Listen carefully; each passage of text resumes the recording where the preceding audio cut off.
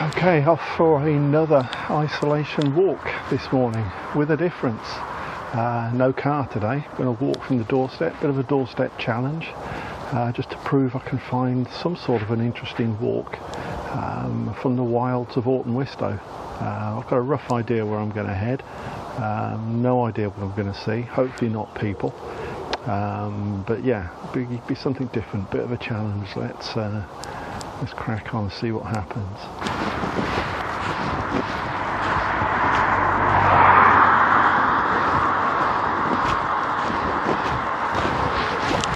Trying to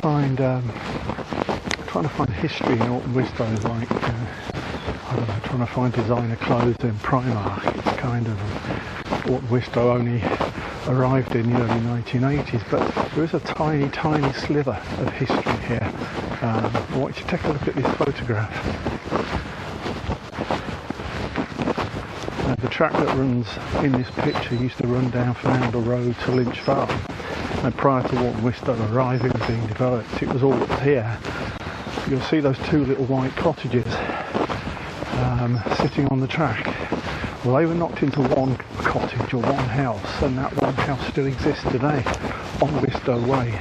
It's the only building in the whole of Orton Wistow that actually predates the estate being built. So yeah, that's a little tiny bit of history, and I'll show you what it looks like today, very briefly, as it's somebody's house, but it's still here. There it is.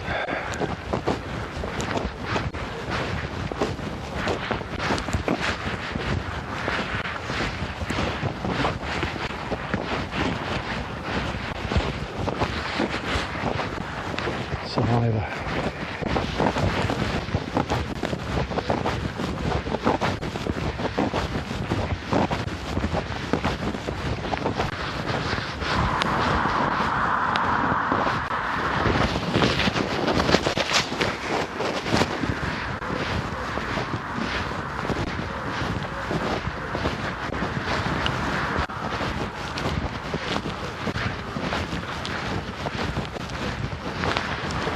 Walking along the edge of down the road now. I can't walk on the path around here, it's full of people. Dog walkers and runners and walkers, and it's been my point all along really. I'd rather drive for 5 minutes and get away from people, because yeah, I'm not within 2 meters, but you know, I'd rather have the isolation of the countryside than be walking around urban paths full of people.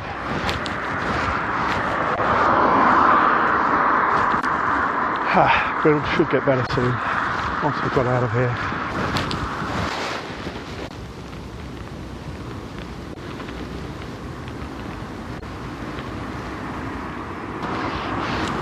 We're heading up now towards Old Walton. I'll try and make this as interesting as I can. I'm easily amused. I used to be a train spotter, so I can find fascination in anything. And one of them is old roads that were, but aren't anymore.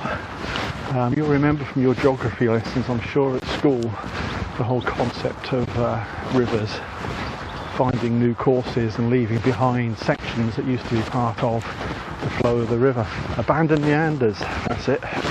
Abandoned meanders, oxbow lakes, stuff like that. Well, it happens with roads as well. Not naturally, man-made, but they develop a new section of a road to improve it. They leave behind little sections of where it used to be before. And the Arundel Road around Old Walton is a classic example of that. So I shall show you what I mean in a few seconds as we get closer to the village. This is the Arundel Road now as we're approaching the junction with Old Walton, but it never used to be a junction because the Arundel Road used to go through Old Walton before they built the bridge over the A1 up in the distance, and you can still see the course that the old Arundel Road took, which we're just coming up to on the right. Here we go, the road on the right here. This kind of just goes nowhere now. This was it, this was the Arundel Road. that we're coming down onto, it used to just sweep down into the village. No junction, no nothing.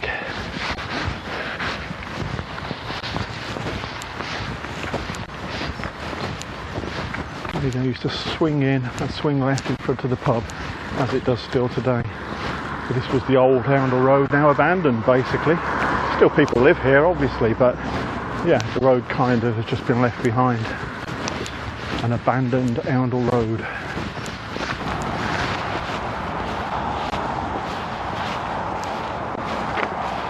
Just walking onto the Oundle Road bridge now that crosses the A1. Built around the late 1970s, I gather. It certainly wasn't here in the it was here in the early 80s. I think it was the middle 1970s, late 1970s, which changed the route, obviously, of the Oundle Road completely, as we'll see in a moment.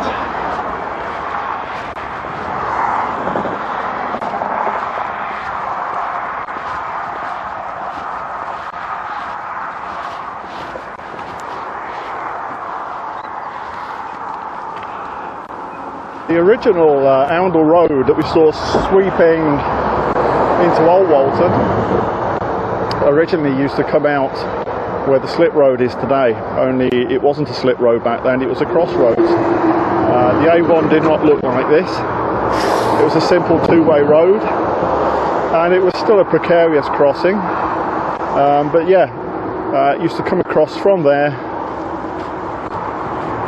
to where that wall is. The road used to run just in front of that brick wall, and then it would sweep up as it does today, back onto the modern course of the road. Just approaching the exit point now for the old Oundle Road. Well, I suppose the modern day slip road coming up from the A1 to the Oundle Road as well. Just falling in a hole there. This is the modern road, but you've seen the background there, that's the old one. Just in the same way, there was an abandoned section of road going through Old Walton. This is the exit point. So, yeah, again, a bit of a nondescript, going nowhere sort of road, but that's the old Oundle Road in there. Probably a better view of the exit point of the old Oundle Road. With the modern slip road in the background and the course of the old road coming towards us and then ending.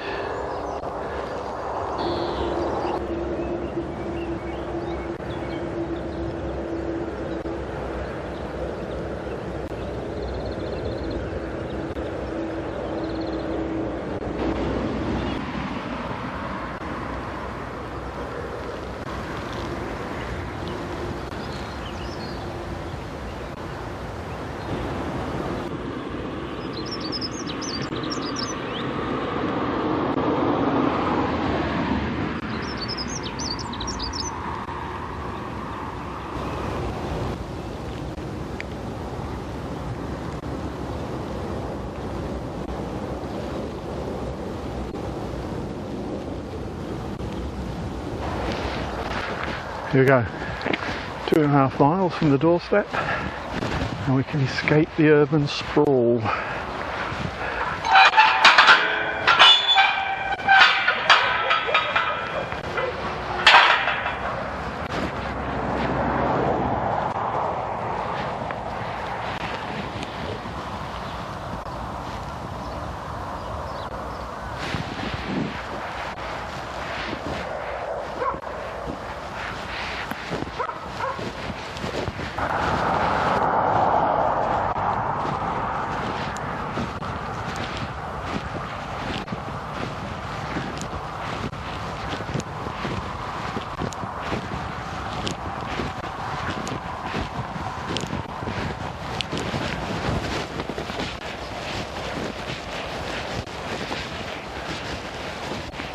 I'm not sure if you can make out this field that I'm walking over is full of undulations, if you like. We're going up and down all the time. You can just about make it out on the horizon. And what we're looking at is a whole series of ridges running up the field, Very hard to sort of get a picture of it, but yeah, it's sort of running up down here and off to the bottom of the field.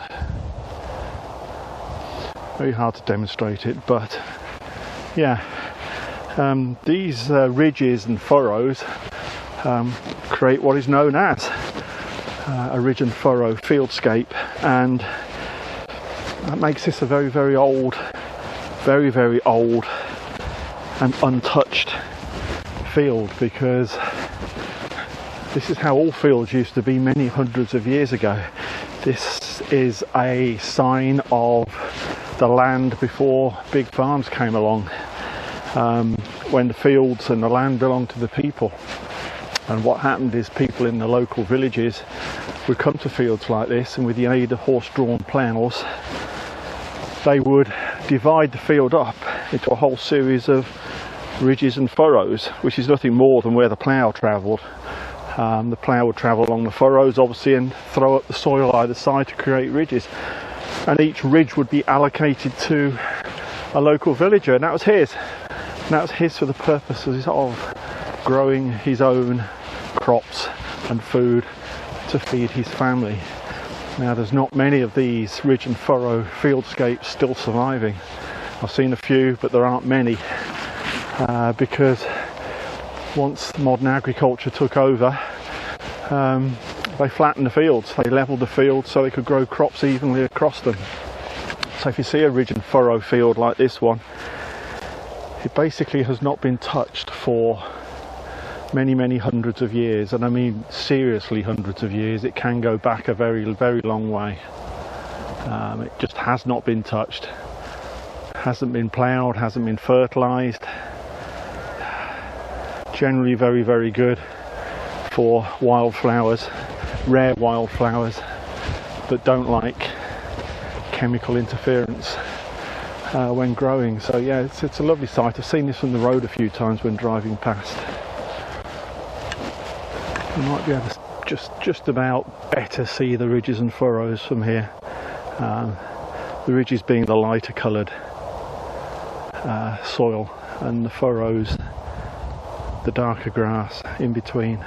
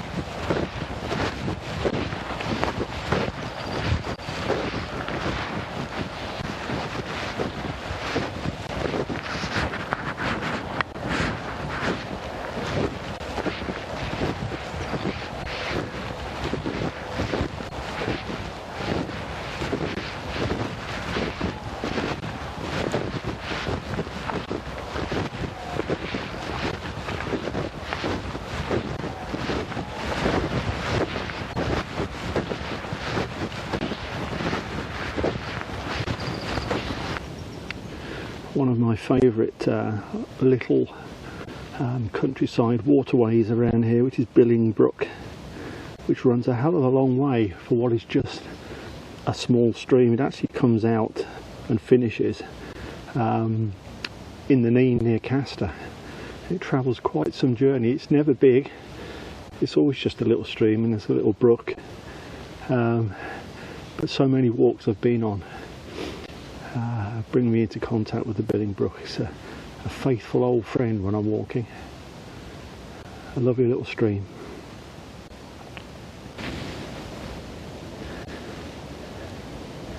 I'm pretty sure my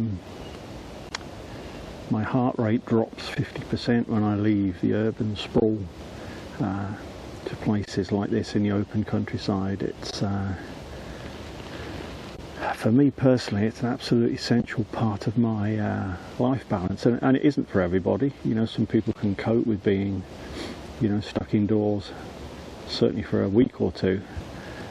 But I do worry a little bit that people aren't going to cope with 4, 5, 6 if you're optimistic, 10, 11, 12 if you're not. A week lockdown. It's important people read the guidelines, and they tend to just read the guidelines they want to read, but they ignore the rest. One of those guidelines says, get yourself some exercise, and people think, well, you know, it's, you know, I'm reasonably fit, I don't need exercise, or I'll do a few press-ups and jump on an exercise bike, and that's all it means. And it doesn't. If you read behind it, the guidelines tell you you need to get out. You do need to get out for your mental well-being, and getting out can mean in your back garden, right? You know, people who scream on social media, stay in, don't go out, you know, give your heads a wobble. That's not what this is about. It's about avoiding people, but it's about keeping your sanity as well, because the government know if people just lock themselves down in terror and never leave the house, they will just not cope with this. They will climb walls.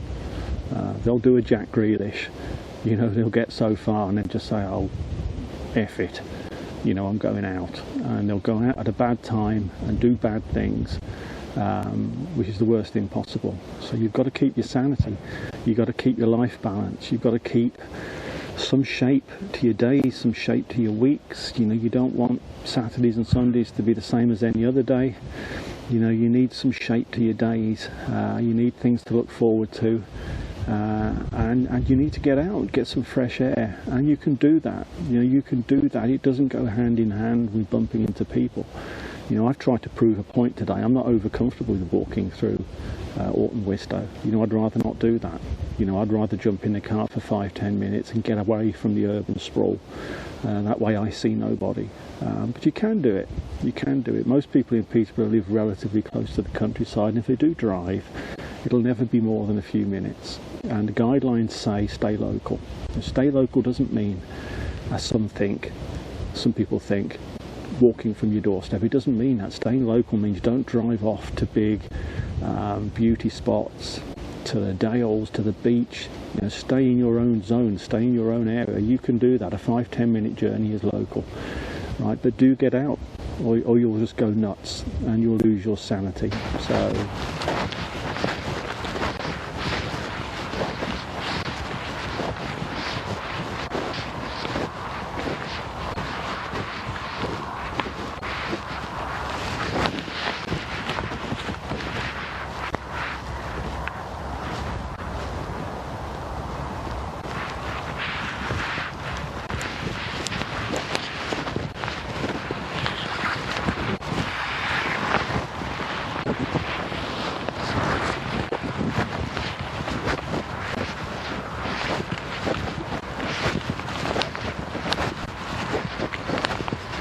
when I plotted this walk out last night, the only tricky part really is that the outward path slams into the modern A605 Andal Road, and it ends. It doesn't go any further. Maybe it did once, but it doesn't now. The only route back without coming back the same way as I went out, which I don't want to do, means catching a path that runs about half a mile away from this one, also from the A605. So I've got to find my own way between the two paths. No public footpath, but I think I'll just walk up the hedgerow and find it when I get there.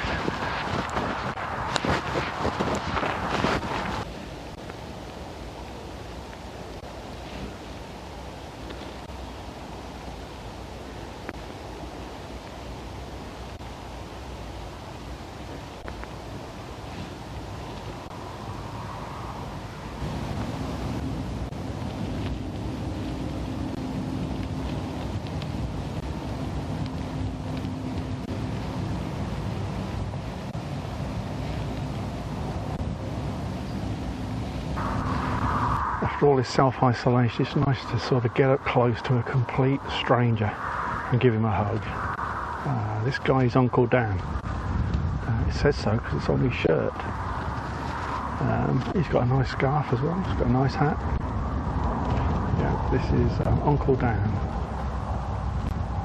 and he's good.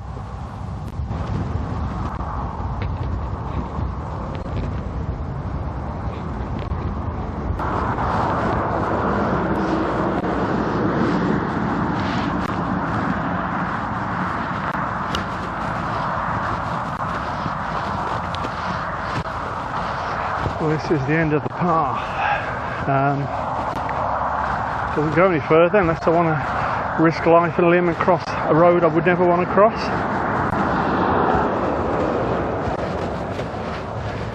So the plan is to follow this hedgerow.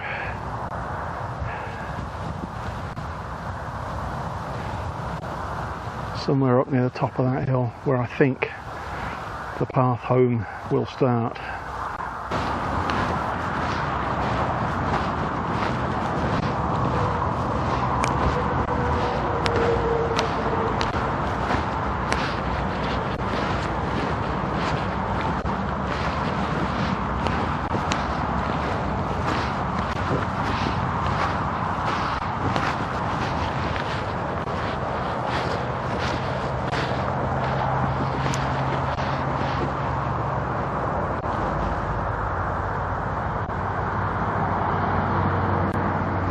That'll do me.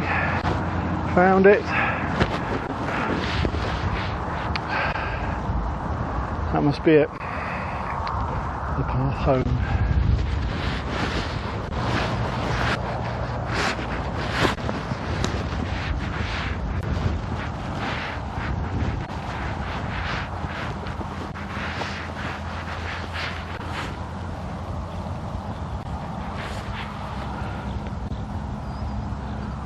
Ordnance survey triangulation something. I've seen these before, not 100% sure what they're about. I shall look it up when I get home.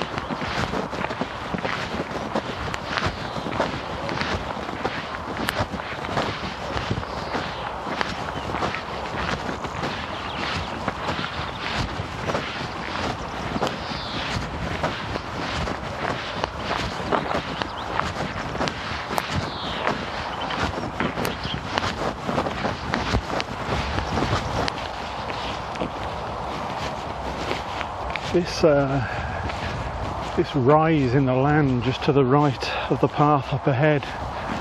This has appeared on maps for over 100 years now, and it's been classified as various different things. A lot of people think it's Roman.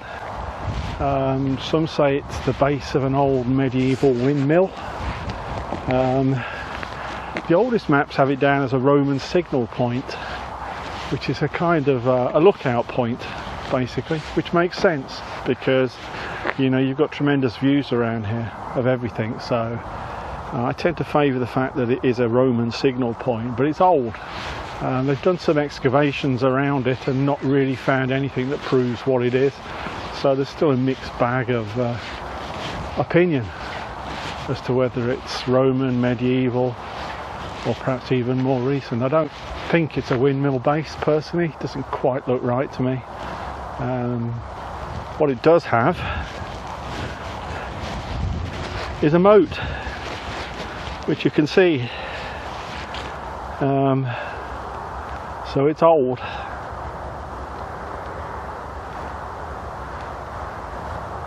It's medieval or Roman or both. May have had different purposes at different times, but yeah, an interesting old historical mound of some sort, which contrasts with a more recent mound just across the path. I used to wonder what this was when I used to come up to pick fruit, but it's an underwater, well, partly underwater reservoir, and it's part of the drinking supply for Peterborough tap water. I've tried to research this as to exactly to what degree it supplies Peterborough's tap water, but there's very, very little on the internet. They don't reveal a whole lot for whatever reason, but it's yeah, it's an Anglian water place. It is a reservoir, and apparently, well, it's two reservoirs by the looks. So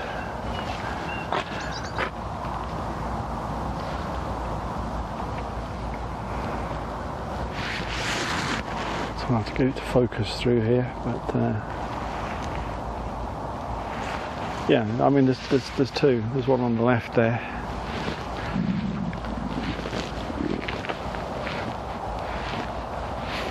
And the second one on the right. Of course, you can't get in to see them, but yeah, they're quite important parts of Peterborough's water supply.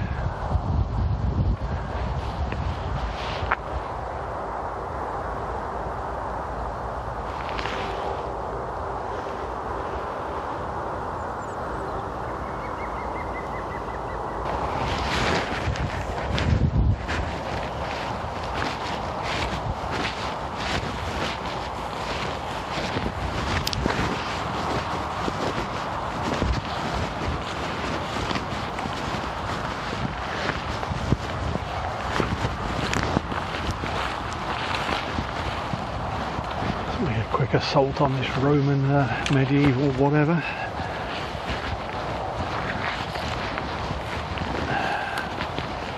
There we go, we're on the top.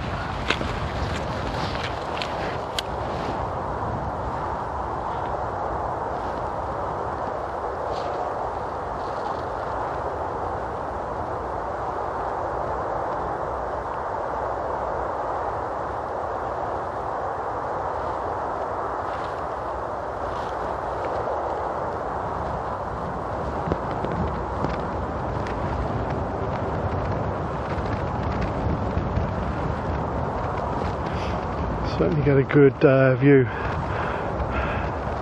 Definitely a signal point for me, Roman signal point.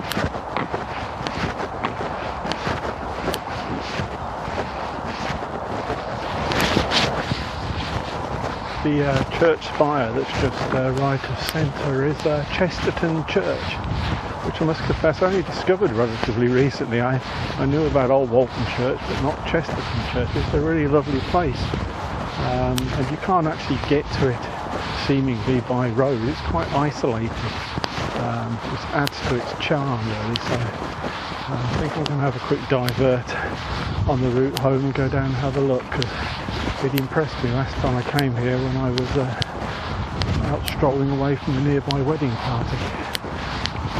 So I'm going to take a look.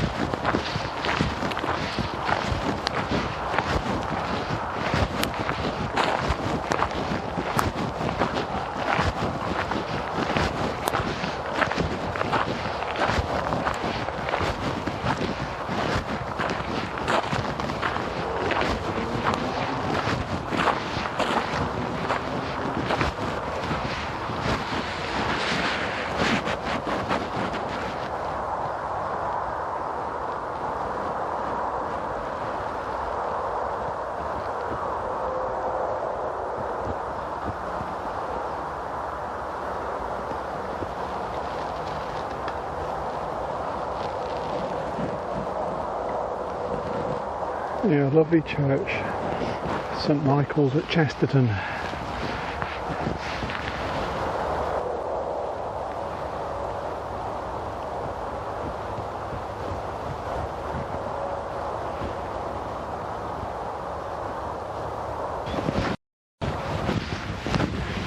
That's it, nearly home. Quite a trek, legs are aching, good exercise. Not very exciting, no wildlife, wildflowers, anything like that. Very isolated. Probably did 5 miles across country, didn't see anybody. Did about a mile either way from the house and saw about 40 people. And that's my point, I know where I'd rather be, out in the countryside. And if that takes 5 minutes in the car to get there, that's what I'd rather do. But it's okay, I've got another one planned later in the week to the other side of my doorstep, so I'll try that one out as well.